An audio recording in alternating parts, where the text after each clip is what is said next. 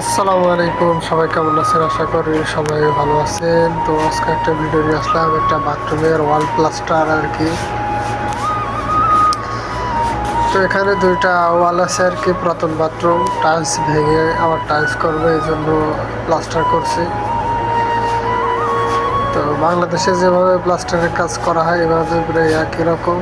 তো এখানে প্লাস্টারের আগে তার মারা লাগে, বাংলাদেশে আমরা সিমেন্ট গুলে তারপরে মারি। আর এখানে মোটা মোটা বালু আছে, সেটা আর কি মারা লাগে আগে, তারপর একদিন পরে প্লাস্টার করি।